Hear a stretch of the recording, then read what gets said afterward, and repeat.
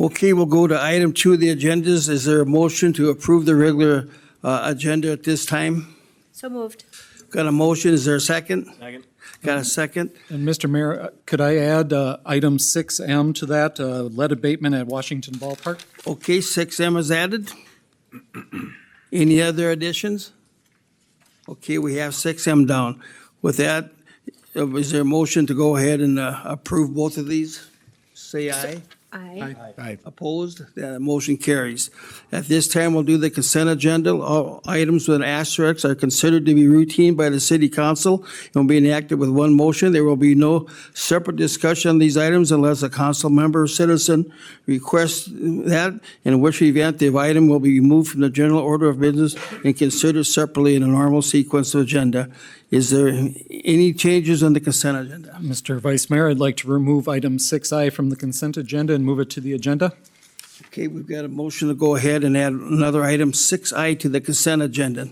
Is there any? To remove it from the consent To remove agenda it to the regular, and put it in regular. correct. Is there any other removals? Okay, so with that change, is there a motion to go ahead and with that consent agenda? So moved. Second. Okay, second. All in favor, say aye. Aye. Opposed, that motion carries. At this time, we'll look at the minutes from the last meeting on January 13. Is there a motion to approve the minutes as presented? So moved. Second. Is there a second? Okay. Any additions? If not, say aye.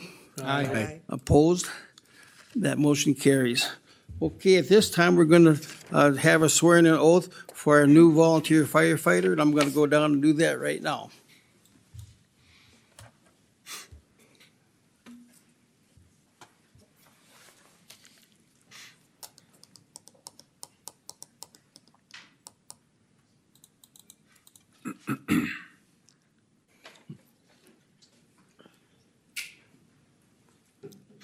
Our new lady firefighter is Kelly LaBelle. I'd like to introduce her tonight.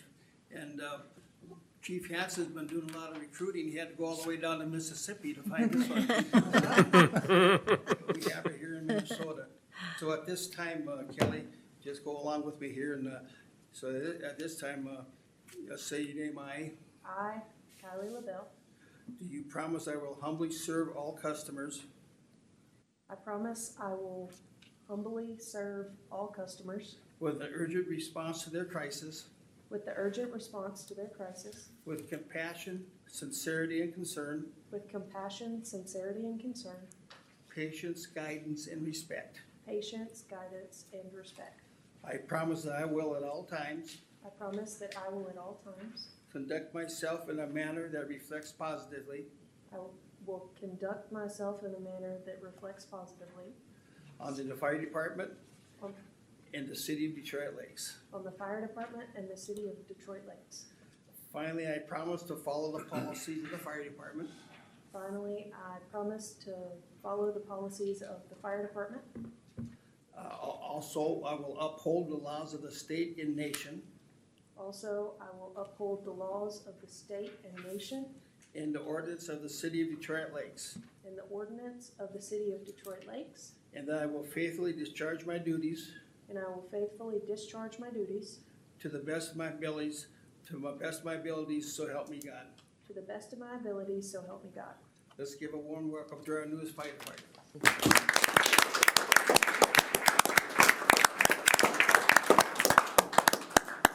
Couple words? No, okay.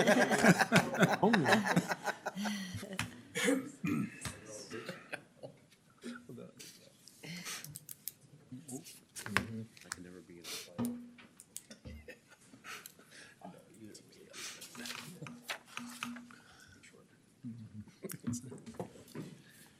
Well, you know, we have a lot of things happening here in Detroit Lakes, and we have a brand-new person working for our city now, and I'm going to call on Kelsey Clem to introduce that person. Yes, Mayor and Council, pleased to introduce Hope Williams, who is our new Economic Development Director. Hope, do you want to give a quick introduction? Speech. I mean, I suppose. Hope Williams, the new Economic Development Director, started yesterday, so today's day 2, and I decided it would be fun to come to a city council meeting and meet all of you. Really excited to serve the community. I'm excited to work with our businesses and developers and really kind of focus on the growth of overall the city of Detroit Lakes, and economic prosperity. So excited to be here. If you have any questions, definitely always available for questions. I'm not sure if you guys have my contact information, but you can definitely feel free giving that out to whoever you may be having conversations with. Thank you. Welcome. Okay, well, thank you very much. Well, welcome, and we're glad you're part of our city now. We're looking forward to working with you. At this time, I'm going to go to item 5C. And when do you want to go with that one? Yes. 5C is consideration to a resolution approving a variance to allow 26 parking spaces instead of the required 36 spaces for construction of a credit union and a coffee shop at 100 Richwood Road. Kelsey, would you like to review it for the council, and then I'll move on? Yes, Mayor and Council, as Wendy explained, the request was for a variance to put in 26 parking spaces rather than the required 36 parking spaces. In your packet is the resolution that would approve the variance. And I just want to note, under the conclusion of law is basically the findings for making the basis of the variance. I can certainly read that off if you would like. Okay, if you would. Okay. So first is the variance is in harmony with the purpose and intent of the ordinance. The 26 parking spaces are adequate for the proposed businesses based upon applicant's experience in other locations. The proposed parking is adequate as the coffee shop and credit union consists mostly of drive-through traffic, and a public parking lot is located nearby with additional parking spaces. The variance is consistent with the comprehensive plan. The comprehensive plan identifies this area as commercial. The proposed use is consistent both with the comprehensive plan and the B3 zoning district. The property owner proposes to use the property in a reasonable manner not permitted by the zoning ordinance. The proposed project is consistent with the current use of the area and is consistent with the current B3 zoning district.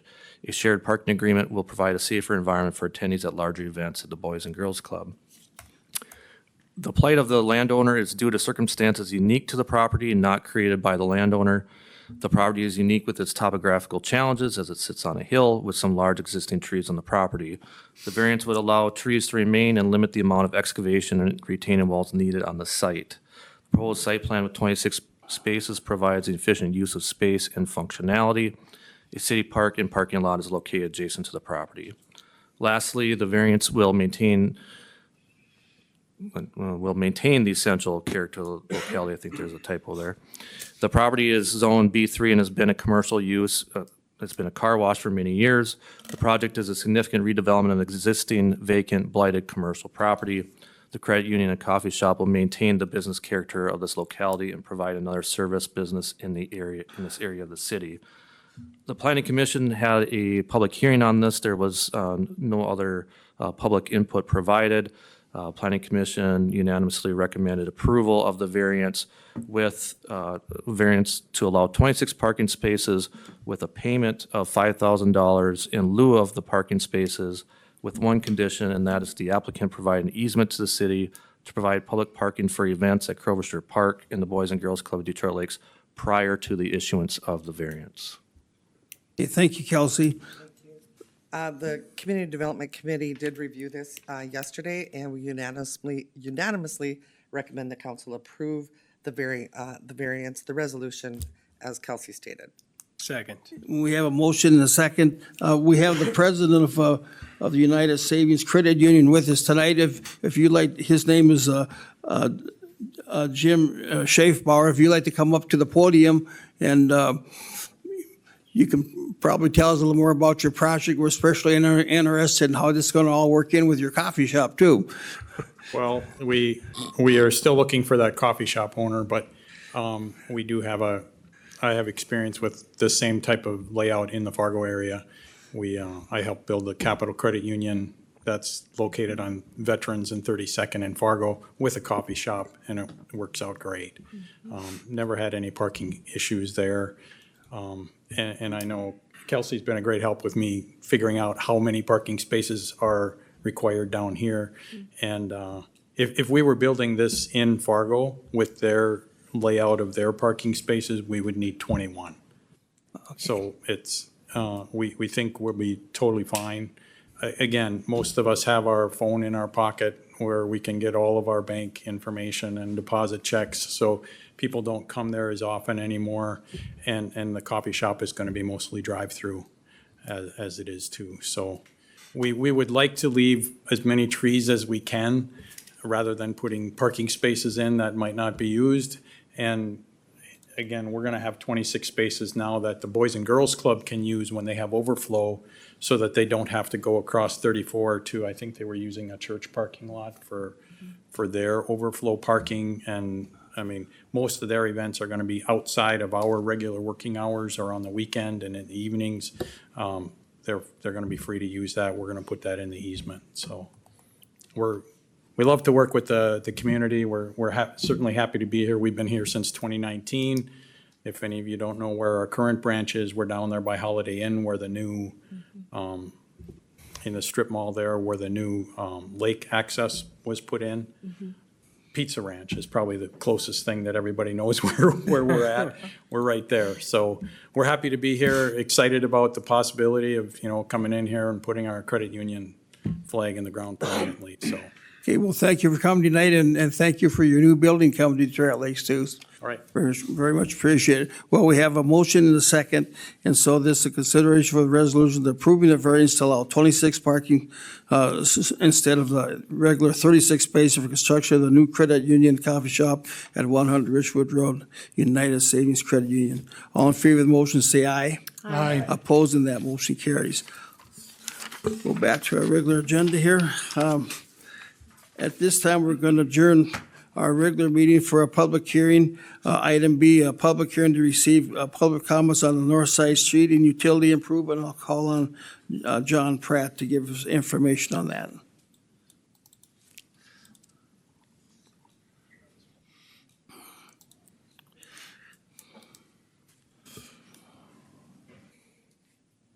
Didn't like this. There we go.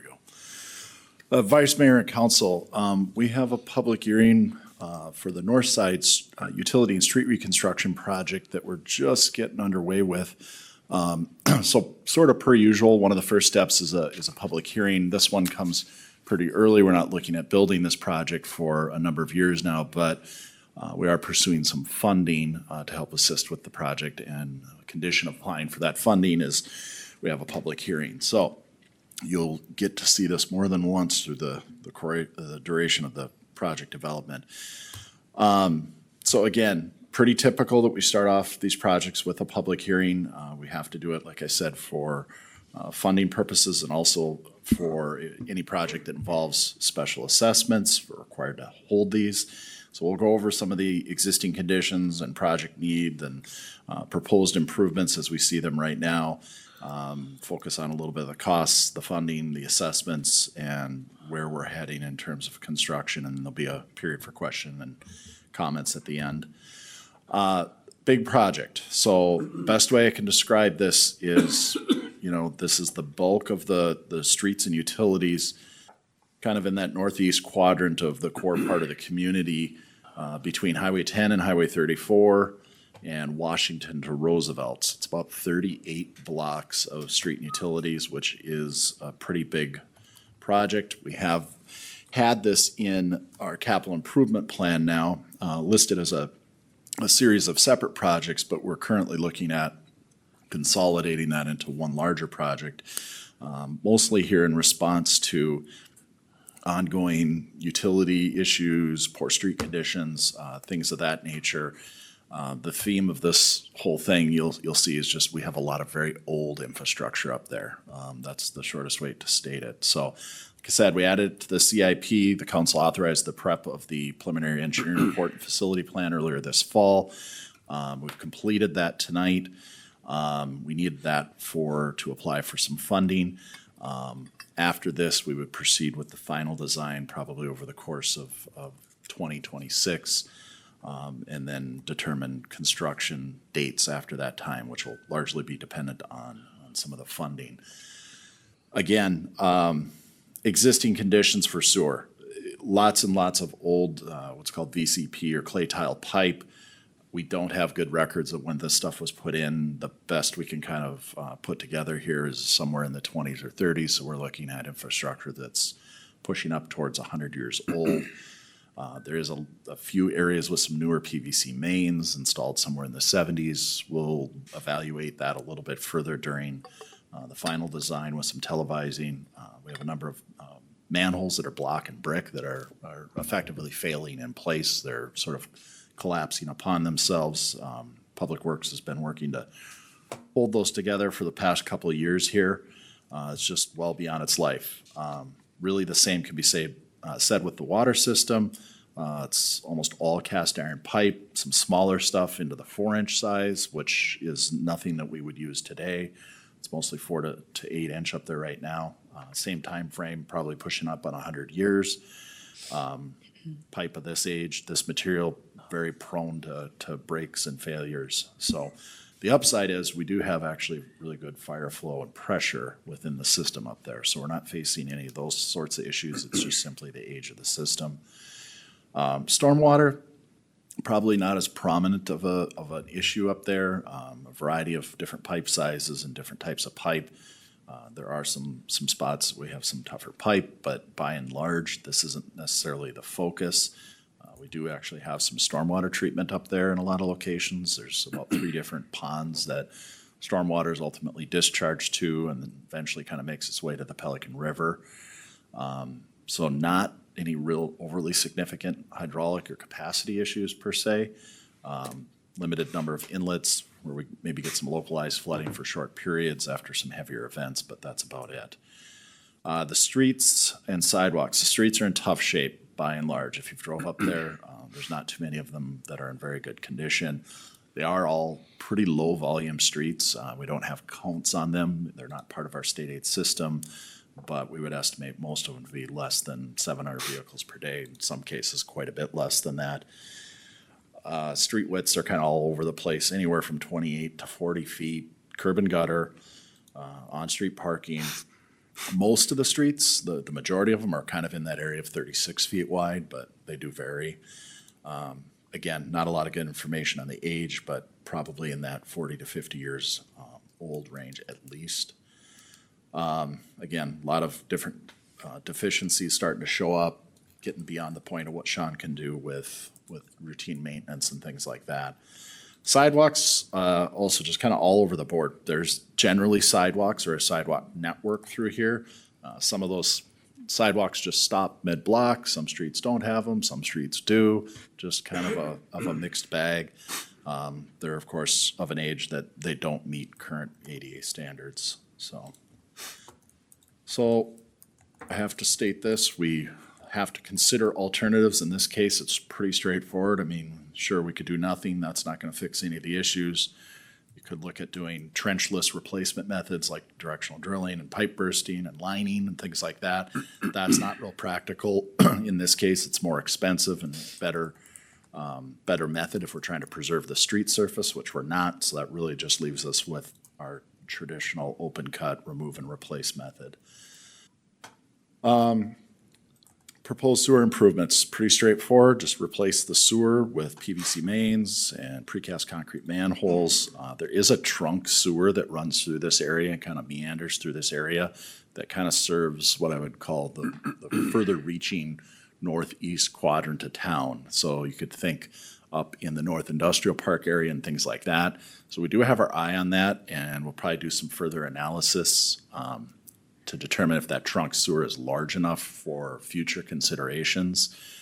In all likelihood, I won't be surprised if we upsize that just a bit more for future growth and planning. We'll replace service laterals like usual from the main out to the edge of the right-of-way, cleanouts at the edge of the right-of-way. Anything beyond the edge of that right-of-way to the house would be the property owner's option to replace, I would say, at their cost. Water main, very similar.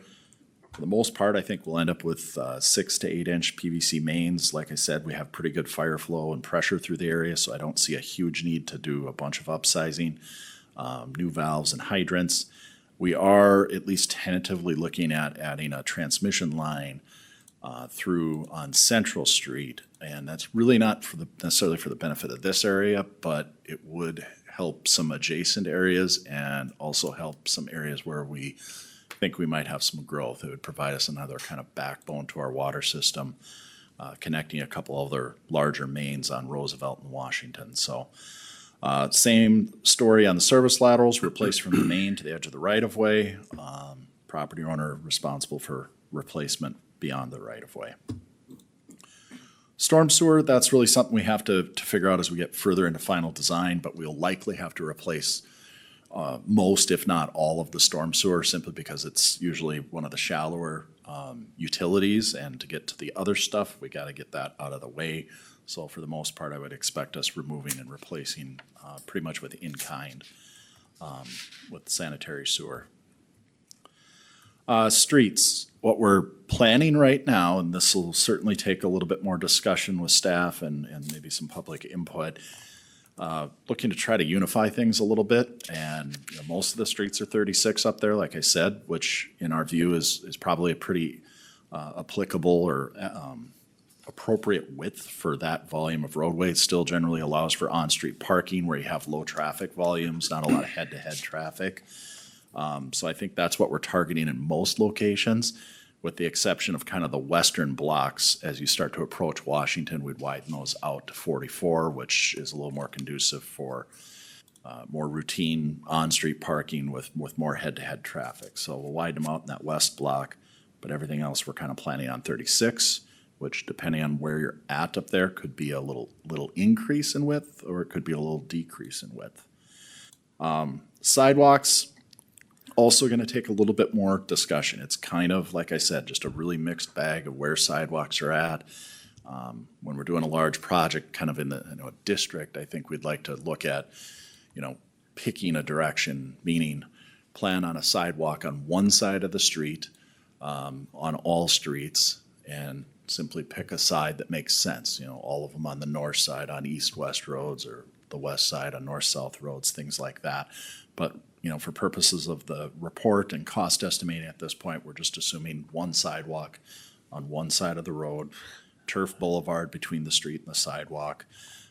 Gives us an opportunity to plant some boulevard trees and things like that.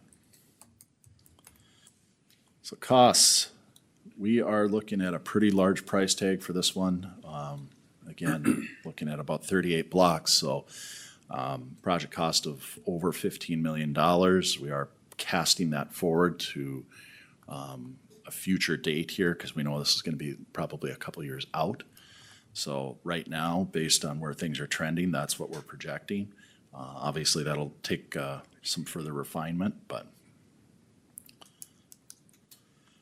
funding and financing. So it will be a combination of things as per usual. City utility funds, general tax levy, special assessments to adjacent property owners, and like I said, we are pursuing some funding assistance through Minnesota Public Facilities Authority, which could come in the form of low-interest loans and or grant funds.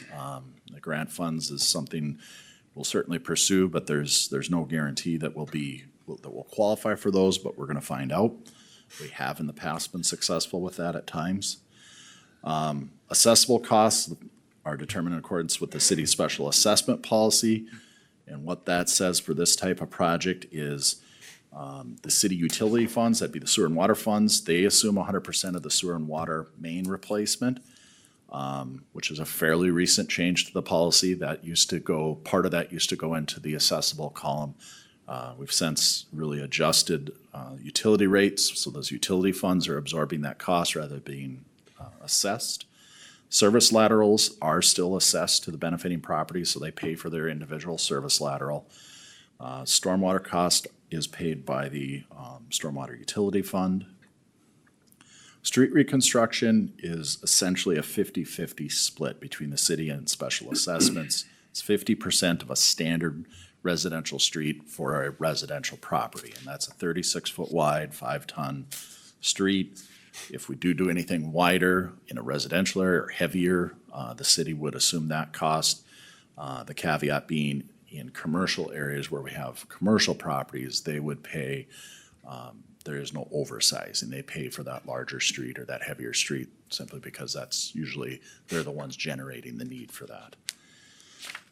Sidewalk, 25% is assessed to residential properties and 50% to commercial properties. So when you bake those project costs down, using all of that, this is how it shakes out. You got about $11 million being picked up by the city and about $4 million being assessed. And so that's just over little over 25% of the project cost being assessed. So, I mean, the city is picking up nearly 3/4 of that. And I just stress that because that's a comment we commonly receive is, you know, the city should pay for more of this. Well, the city is paying, the city tax base as a whole and utility users as a whole are paying for about 75% of the project cost.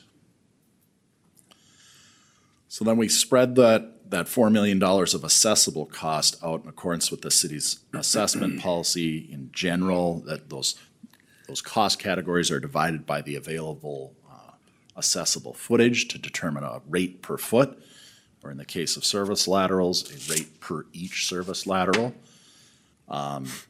Assessable footage is a little challenging sometimes to understand. A rectangular interior lot's pretty straightforward. It's just the dimension of the side that's abutting the improvements. If you have a 50-foot wide lot and you're not a corner lot, your assessable footage is that width. It's 50 feet or 100 feet or whatever your width might be.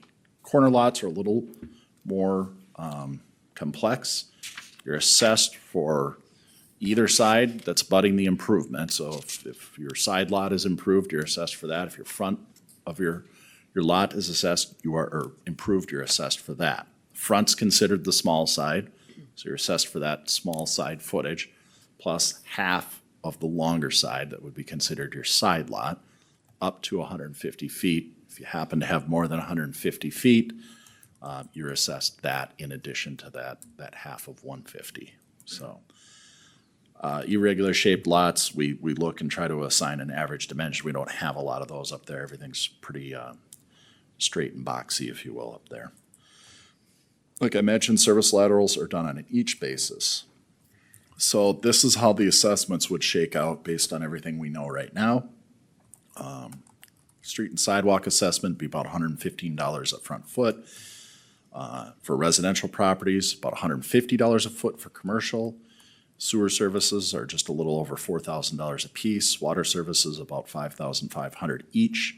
So a residential, 50-foot residential lot, which there are a lot of 50-foot type lots up there. 50 to 75 foot is probably the most prominent size lot. You're looking at $15,000 for a 50-foot lot, about $18,000 for a residential, and then you can see the commercial lots there are a bit more because of those higher rates. 100-foot lot for residential will push up over $20,000. Where do we go here? Assuming we move ahead sort of, what I would say, expeditiously, we would hold an assessment hearing in the spring of '27, so about a year from now, after we take bids. And then the assessments would be levied starting in 2028, at least for a portion of the project, because we're probably gonna build this over 2 years, so we might have to stagger the assessments. Haven't quite worked through that just yet, but it'd be a 20-year term. Again, I wanna stress that the schedule's a little unknown at this point. This would be the most aggressive schedule, having us build the project over the summer of '27 and '28. But depending on how the funding works out, state legislature and bonding and all sorts of things like that, it's maybe more likely that we would see this project happen in '28 and '29. With that, I'd take any questions. Okay, thanks, John. This is a public hearing. Does anybody in the audience have any questions or comments for John in regards to this project? Like John said, this is going to probably be one of the largest projects in the north side in decades, taking in over 38 blocks between Washington Avenue and Roosevelt. And the good news is that the city share is going to be $11,304,000 estimated out of a $15,465,000 project, but it's still a lot of money to pay out. So does anybody have any questions or comments? It doesn't look like it, so, council, do they have any questions for Mr. Pratt on this project? Does look like so. Mike, I'll call on you to call Yes, that. we have item 4B1 on the agenda, consideration to a resolution approving the facility plan. So yesterday, the Public Works Committee also heard the presentation, had discussion.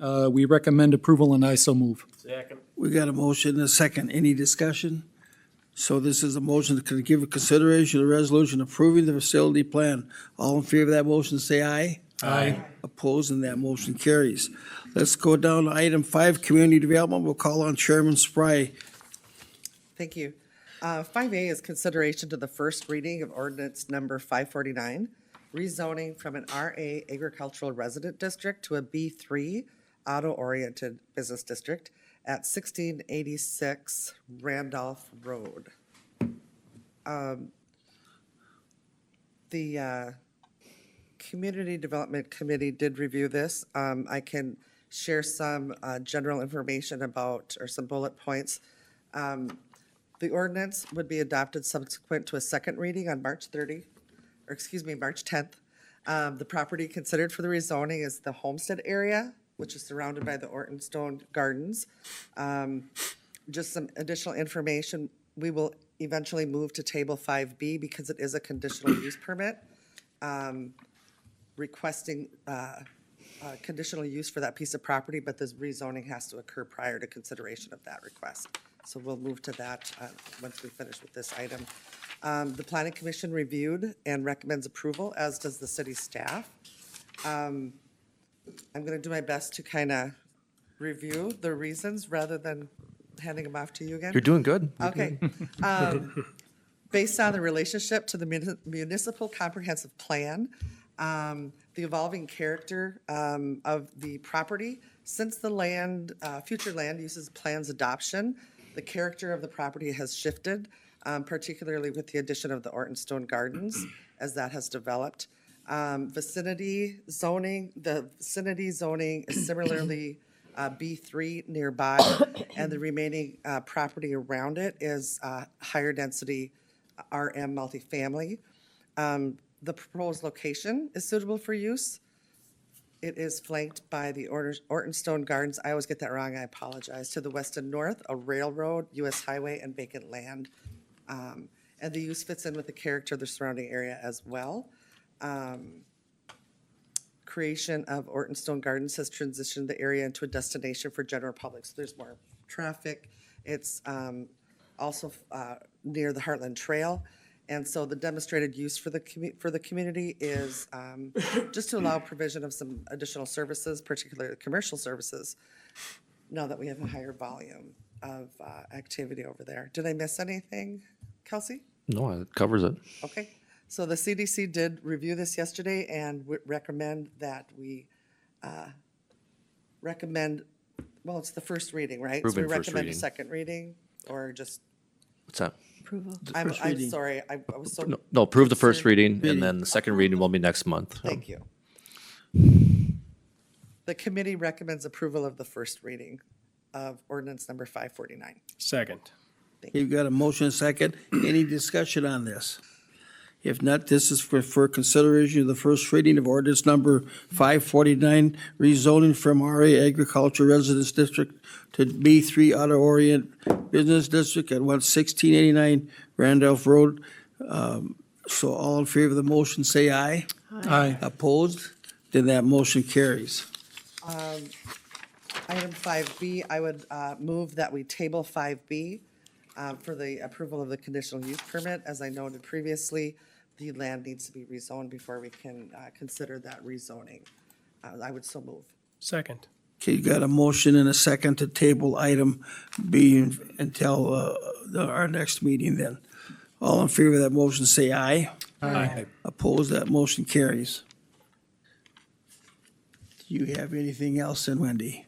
That was it. Okay, let's move on to Public Works. I'm going to call on Mike Stearns to All go right. that. Sorry, we have item 6A. Yesterday, the Public Works met and discussed the Detroit Lakes Youth Hockey Association as an arena user agreement. And their request is to extend their use of the facility for one more week at a cost of $4,200 to the Youth Hockey Association. So Public Works discussed yesterday. We have consideration to approving an addendum for the DLYHA Arena Use Agreement. We discussed, I recommend approval, and so move. Second. We got a motion and a second.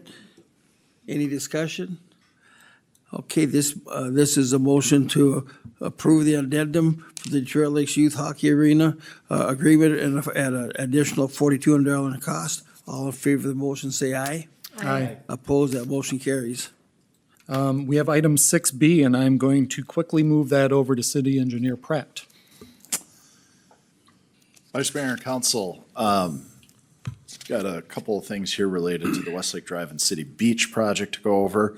The first item here is approval of the bids for the Westlake Drive portion. Again, a reminder, we have two separate contracts for the collective project here. This is for the Westlake Drive project, which is a cooperative project with Becker County. We opened bids towards the end of January on that project, took 3 bids, with the low bid being from Haug at just a little over $5 million. It's probably of note that that was about $1.3 million below our estimate, so significantly below where we were at. In fact, all 3 bids were below our estimate, which is probably a little unique. Obviously, we've worked with Haug in the past. They're local. They've done similar work for us. And so we are recommending approval or award of that contract to Haug with just a couple of conditions here that approval and an award would be contingent on clearance from MnDOT Office of Civil Rights. We're waiting for that. I expect we'll have that maybe this week yet. And I also should note that Becker County has already taken action recommending award of that. So we've satisfied that other condition. Any questions? Any questions for Mr. Pratt, our city engineer? Looks I like just he's have done. one Okay. quick clarification. I asked this question yesterday as well. That $5,016,966.55, the large majority of that is the county. We are the fiscal agent. This is not city coffers. This is. Correct. This is county road. Yep, just maybe a few more details on that. Yeah, the way we ended up working the funding and cost splits out with the county, effectively, most of this contract outside of water main replacement is being funded by the county. The exception is, not to muddy the waters, is we do have a grant from MnDOT for a portion of the trail costs, but the way we kind of packaged everything together, we're sort of giving that to the county and say, you take care of all of the trail. So our cost is directly related to water main. Thank you. Okay. We have item 6B, consideration to accepting bids for the West Lake Drive Street and Utility Improvement Project and awarding the contract to Haug Inc. for $5,016,966.55. Public Works discussed yesterday, recommend approval, and I so move. Second. We've got a motion and a second. Is there any further discussion on this? If not, this is for consideration accepting bids for the Westlake Drive Street and Utility Project and for awarding the bids to Haug for the amount of $5,016,966.55. All in favor of that motion, say aye. Aye. Opposed, that motion carries. All right, item 6C, moving a little bit closer to the water. Could you speak on that, Mr. Pratt? Certainly. Council, sort of same song, second verse.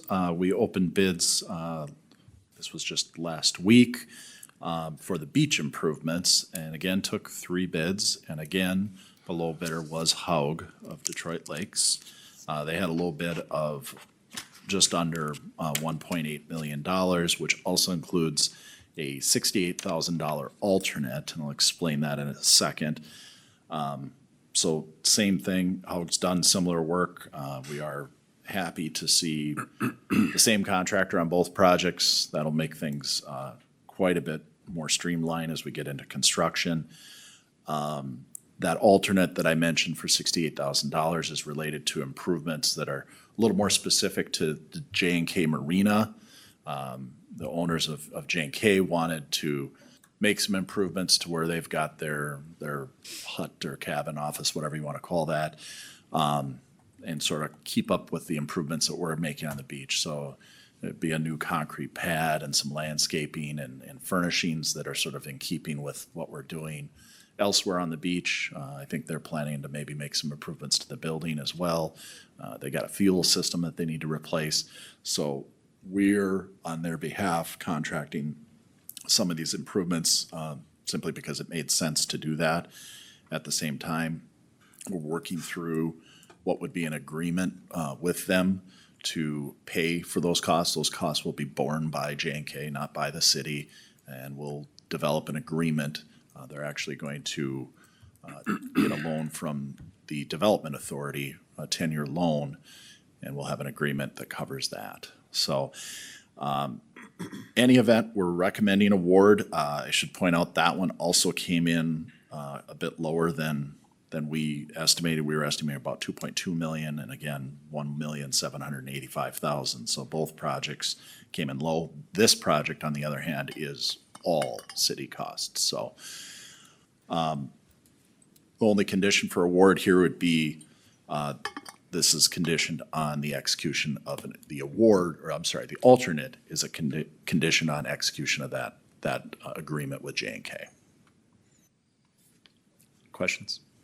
Any questions for Mr. Pratt? If not, Mike? Okay, item 6C, consideration to accepting bids for the City Beach Improvement Project and awarding the contract to Haug Inc. for $1,785,843.16, which includes the alternate. Public Works discussed that yesterday. We recommend approval, and I so move. We have a motion, we have a second then. Okay, and any discussion, any further discussion? If not, then this motion for consideration of accepting bids for the City Beach Improvement Project and awarding contract to Haug Incorporated for $1,785,843.16. All in favor of the motion, say aye. Aye. Opposed, and that motion carries. Next, we have item 6D, which is related to the Rossman Avenue Street and Utility Improvement Project. Mr. Pratt? Next step in this process for Rossman Avenue, we've wrapped up design at this point, so we're asking the council for approval of the plans and authorization to bid this project. We would take bids actually the morning of the March council meeting and have at least those numbers in hand during the March meeting, at which time we would then call for an assessment hearing to be held in April. Nothing much has changed with the project from when we originally presented this and had the public hearing. The costs are fairly close, even down just a tick from where we were at originally. So asking for authorization to advertise for bids. Okay, Mike? Okay, item 6D, consideration to a resolution approving plans and specs and authorizing bids for the Rossman Avenue Street and Utility Improvement Project. Public Works discussed yesterday. Recommend approval, and I so move. Is there a second? We have a motion, a second. Any discussion from the council? If not, this motion is for giving consideration to resolution to approving plans and specs and authorizing bids for Rossman Avenue Street Utility Project. Recommendations, all in favor, say aye. Aye. Opposed, that motion carries. Next up, item 6E, since he's on a roll, city engineer's monthly project status report, please. Last thing I've got, council, thank you. I'll do a truncated version here. No recent activity on the water tower. We've got a few things we're working through with the contractor on that. I would expect maybe sometime in the next month or so, maybe by the next meeting, we'll start to see a little activity on that again. Some more to come there. Westlake Drive project, we pretty well covered tonight. I'd maybe just throw out there that as soon as we get our clearances from MnDOT and things like that, get contracts award, Haug is pretty eager to get moving with a pre-con and kind of get things heading in the right direction. A heads up that the tree removal needs to happen by the end of March. So as soon as we can get contracts actually inked and things like that, they are intending to get in there and start that tree removal. We'll probably provide just a little bit more information when we get to that point, but just a heads up. And they would like to start the project as soon as they can, barring sort of spring conditions. Ideally, we would see construction actually start on Westlake Drive maybe the middle part of April if everything sort of lines up right. So more to come on that. Just a reminder, 270th Avenue, council authorized advertising for bids on that last month. We'll open those bids February 26th, so I'll bring those to the March meeting. And I think we've pretty well covered everything else through course of discussion tonight. Unless there's questions. Any questions for engineer? All right, we have item 6E, consideration to accepting the city engineer's monthly project status report. I recommend approval and so move. Second. We got a motion and a second. All in favor of accepting his engineering report, say aye. Aye. Opposed, that motion carries. Up next, item 6I, which was removed from the consent agenda and put on the regular agenda. That is related to the special event application for the Detroit Lakes Fire Department for their street dance scheduled on August 14th of 2026. What they did is they came into Public Works yesterday and discussed that they would like to have a Plan B. We appreciate that our fire department is looking this far ahead and planning for things like this. But in the hopefully unlikely event that the Westlake Drive is not completed between Washington and Lake, that they be able to move their street dance to Washington Avenue between Front and Holmes. So the request would be to basically be the equivalent of the street fair location. So like I say, I think Mr. Pratt would have hives if the Westlake Drive isn't completed at that point, but we do appreciate that they are planning ahead. So that's what they came in. Public Works discussed it. I recommend approval with the amendment to, with the adjustment to their special event application. Is there a second? Got a second. Any discussion? Okay, this is for consideration of approving the special event application for the Detroit Lakes Fire Department for their street dance that's held on August 14th. It's normally held on Westlake Drive, but if construction doesn't allow that this year, it'll be moved to a new location.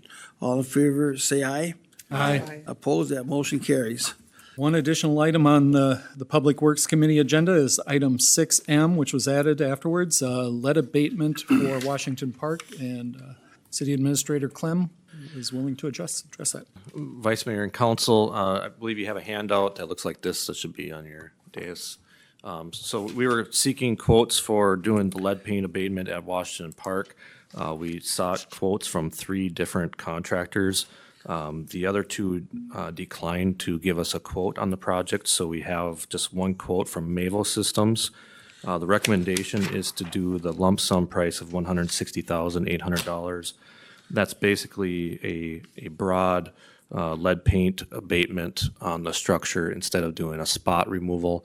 So this basically provides basically a clean surface, a clean steel surface for new painting to take place as part of the project. So yeah, we wish we would have had a little more competition here, but time is of the essence. We got pre-con on Thursday.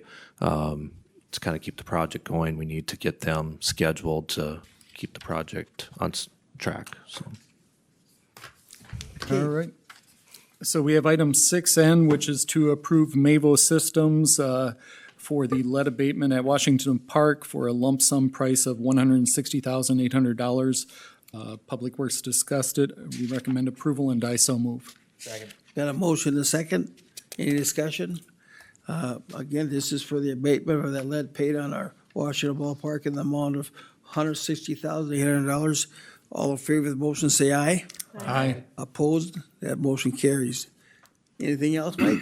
Happy to be done for a while. Okay, thank you.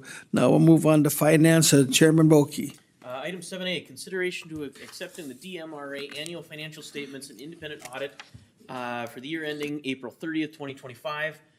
Tom, the general manager from the Mountain, was at Finance Committee. Everything looked good here. He did say 24 was a little thin on numbers. 25 is coming in much healthier, which is great. He unfortunately couldn't be here tonight, but like I said, we discussed his finance with a positive recommendation, and I so move. Second. Got a motion and a second. Any discussion? Okay, now, this is for giving consideration of accepting the DMRA annual financial statement into an independent accounting for the audit report for ending April 30, 2025. All in favor of accepting, say aye. Aye. Opposed, that motion carries. Thank you, Your Honor. Item 7B, consideration approving the CMAR contract with McGuff for the pavilion project. This is for the contract for McGuff for at-risk. They've been great to work with so far. We got attorneys involved. They got theirs words figured out. Comes back with a positive recommendation from finance. Kelsey, anything else to add? Great. Like I said, this was approved in finance and I so moved. Second. Got a motion, a second. Any discussion on this? This is for consideration of approving the same AR contract with McGuff for the pavilion project. All in favor, say aye. Aye. Opposed, that motion carries. Thank you, Vice Mayor. Moving down to 7C, consideration of approving a sponsorship agreement extension with the Kent Freeman Arena and Essentia Health. This is for the Essentia Health sponsorship of the arena. This is for only moving forward with 3 years rather than 5, to kind of align with possibly some project down there if that comes to fruition.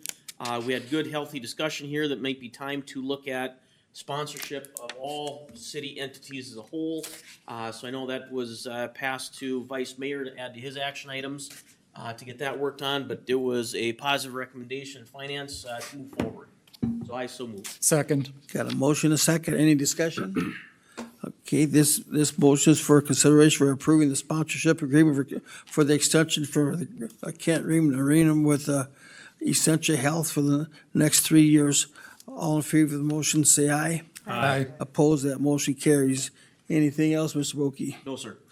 Okay, let's move on down to item A. Chairman Dahlman, anything in public safety? Nothing. Okay, nothing, thank you. Let's move on down to the liquor.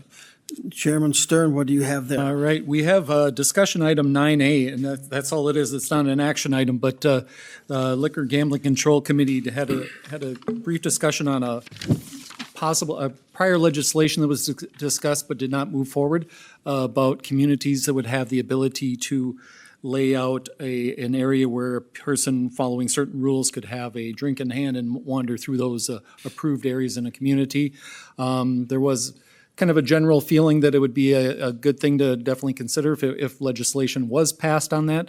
Definitely we would, and if the city were to move forward on it, that we definitely would want to incorporate the police department's opinions on it as well. So that's kind of it in a nutshell. There's nothing in the works at the legislator that we understand, but just Thanks for, that's a good recap of that discussion. Anything else you have then? nothing else. Okay, then, at this time, let's move on to item 10. This is for the Public Utilities Commission. I'm going to call on Mike Stern to All right, item 10A. I'm going to have Mr. Clem discuss the first reading of ordinance 548. Vice Mayor and Council, this is the first reading of an ordinance that changes a few things in our city code. You might not take away what it's actually doing when you just look at it, but actually it's something significant, something we've talked about for several years. What we're doing is transferring kind of the authority and responsibility of sanitary sewer collection system over to public utilities. So public utilities has always had underneath their umbrella the wastewater treatment plant and the lift stations, but the actual collection system has been under Public Works. So this is something we talked about a lot at budget time, as we basically are doing some transferring of duties from staff. There's some transferring of equipment over to the wastewater department under Public Utilities. And this is just finally following through with that action. Again, we've talked about it in the past, as it probably makes sense to have that all under one umbrella of public utilities. If you think about just efficiencies, if you have someone in charge of the lift stations and the plant, it only makes sense for them to also be in charge of the mains. So that's what this ordinance does. It does require 2 readings, so we have the first reading tonight and second reading would be next month. All right, we have item 10A, consideration of the first reading of ordinance 548, amending City Code Chapter 200. Public Utilities Commission discussed it at this morning's meeting. Recommend approval, and I so move. Second. Got a motion and a second. So this is for consideration of first reading to ordinance 548, amending the city code chapter. Basically, it's put everything under one umbrella, some stuff that's currently, some is under public works, so we'll be moving over to public utilities. So all in favor of that motion, say aye. Aye. Opposed, that motion carries. All right, next item 10B, consideration to approving an updated contract with WAPA for rec management. I will have General Manager Roberts discuss those. Oh, you were gonna do so well on this. Mayor and council, yeah, what this is, it's an amended agreement with the Western Area Power Administration and Missouri River Energy Services to manage renewable energy credits on behalf of Detroit Lakes Public Utilities. So a couple years ago, we were finally able to get WAPA renewable energy credits on the hydro power produced on the Missouri River to be able to use that to offset a requirement in Minnesota for 25% renewable by 2025.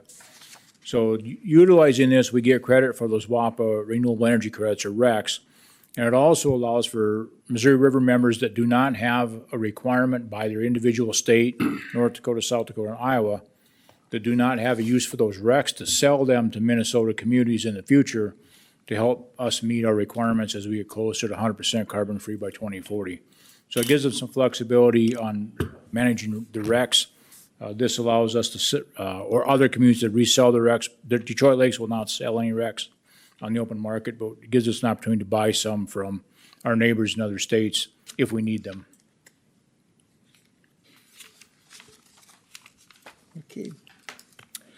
And that's why I leave it to him. Item 10B, consideration to approving an updated contract with WAPA for rec management. Public Utilities discussed this morning. I recommend approval. Is there a second? Second. Okay, any discussion? All in favor of that motion to give consideration to approving an updated contract with WAPA for REC measurement, say aye. Aye. Opposed, that motion carries. Up next, item 10C, which is the E2Q equalization project, and I will defer to Mr. Roberts again. Yes, Mayor and Council, we started this project a couple months ago, entered into a CMAR project with Journey Construction out of Sioux Falls, South Dakota, for equalization tank in front of the head of the wastewater treatment plant. And this equalization tank is there so when we get rain events, we get a sudden slug of water coming down from inflow and infiltration, we can store that water in steady state to flow across the MBR facility. It also allows us some flexibility for cleaning out the main chamber where wastewater comes into the plant. We got to take that down once a year and do cleaning in that. This will give us storage for the time being to get that cleaned. And it just really will help the operation of the MBR facility. We entered into a CMAR project. This is our first CMAR project attempt on a wastewater or utility project. So far, it's going well. The price has come in higher than what we anticipated, but the Public Utilities looked at this morning. They approved it, and staff recommends the approval of the contract with Journey for a guaranteed maximum price of $6,925,775. If you have questions, you got to have questions on this one. So where does this money that we've got here for this amount? We have $1.5 million in grant from the MPCA for climate resiliency funds. We'll probably take part of this out of reserves and look at bonding for the balance of it. How many years would you have to bond this for? It'll probably be a 20-year deal. Okay, thank you. Okay. So item 10C, consideration to accepting bids for the E2Q equalization project and awarding the contracts in the amount of $6,925,775 to Journey Group. Public Utilities discussed this morning. We recommend approval, and I so move. Second. Got a motion and a second. Any other discussion? I don't get it. Is this new legislation that we have to add this after, because the facility isn't that old, correct? You're absolutely right. So are we doing this because of new legislation, or are we doing this just? MPCA came out with what was called a climate resiliency grant, and our former wastewater supervisor, Rob, applied for that grant, got $1.5 million for climate resiliency. We took a look a few years ago where we had some pretty significant rainfalls of 4 to 5 inches at a shot. The inflow in our wastewater treatment plant was right at maximum design standards. We were stressing the facility. We've tightened some of those areas up, but we do recognize that with some of our aging infrastructure, we still get inflow and infiltration on big rain events.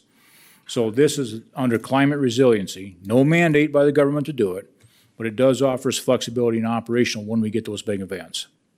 So it gives you extra, Capacity, yeah. correct? Well, we it need gives us storage capacity before it goes into the plant.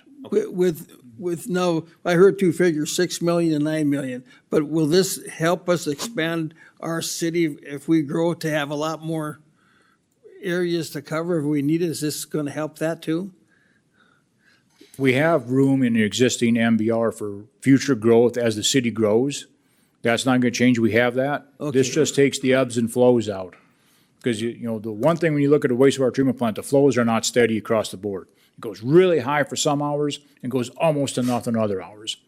So you gotta be able to maintain a steadier state across those MBR, the membranes, if you will, to get efficiencies out of those membranes.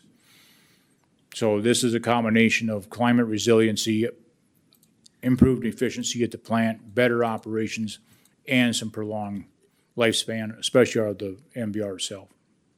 Okay, thank you. Mike? We have a motion and a second. Okay, we got a motion second.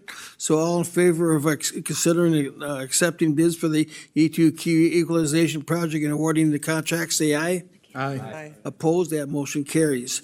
Let's go to item 11A, and I'm gonna, this is consideration of approving a grant agreement with the state of Minnesota for a polling place accessibility. And I'm gonna call on Carrie to give us an update on that grant.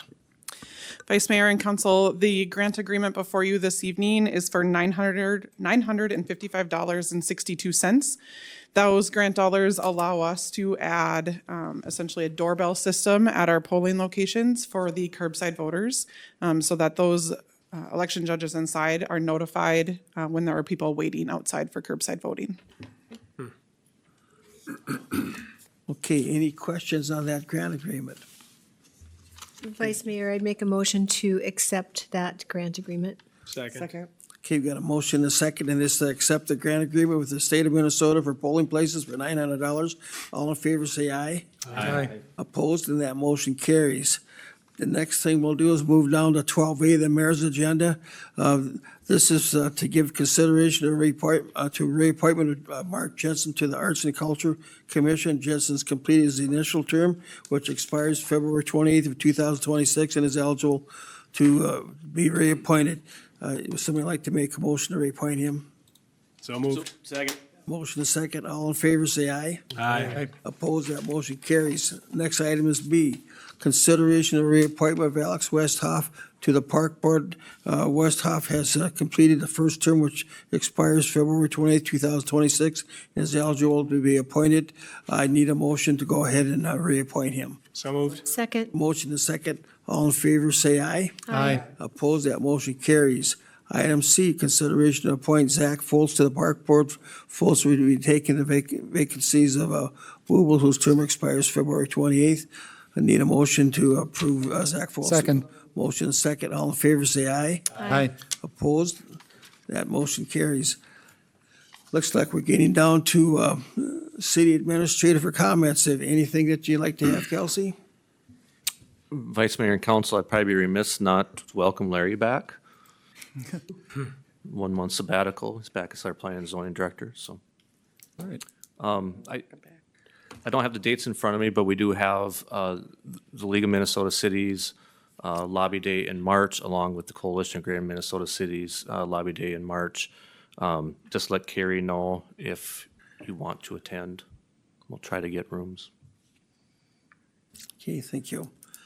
Okay, let's go. Jay, you have anything at all? Comments? Nothing here. Yes, every day of the month, I appreciate all of the professionals that serve the city of Detroit Lakes, but especially on days like today, that they're able to share their knowledge and really help us have a city that runs really well. I'll second that. Thank you. Thanks to Public Works. I know those roll-ups, clearing all the curb and sidewalk or curbs and boulevards like that, really helps widen those roads. And I know it's not preferred hours that those guys would like to work, but thank you for getting that done. Okay, Jackie? Nothing. Okay, I would like to say to everybody to get out and enjoy the Polar Fest. We've got over 50 things to do during our Polar Fest here in Detroit Lakes. And the Polar Fest activities continue now through Sunday, February 22nd. And for me, one of my favorite things for the Polar Fest is going to happen this Sunday, and it's called the Cool Kites. I know many of you have seen those big kites before, but if you're out after church, you'll be there from 10 o'clock in the morning to 3 o'clock in the afternoon. Lots of beautiful kites. I hope the weather's good so we can get it really enjoyment. The next thing that I encourage everybody to go down to is that we're going to have the 30th anniversary for the Polar Plunge, and that's going to happen on the February 21st, and that's going to go at 1 o'clock, so go down and watch the plungers. But then at that night, we've got the frozen fireworks, and that's going to start about 6:30. And I invite everybody to get down, not for these three, but there's about 30 other things to do. And if you like, you could go to the website, and that's polarfestdl.com, and you'll see all the listings. But there's lots of activities going, so we're lucky to live in Detroit Lakes where all these activities are happening. So take advantage of all the events. And I'm even trying to get our news lady back there to do a little plunge here coming up. She's thinking. Okay. I don't have anything to add, but thank you, Mike and Matt, for saying thank you to our staff, which we should do more often. So that's all I have to say. Okay, thank you. Aaron? I have nothing. Craig? Looking forward to having an economic developer back on staff. Yeah, welcome. Okay, hearing no other information, I'm going to go ahead and adjourn the meeting. Thank you all for coming tonight. Thank you.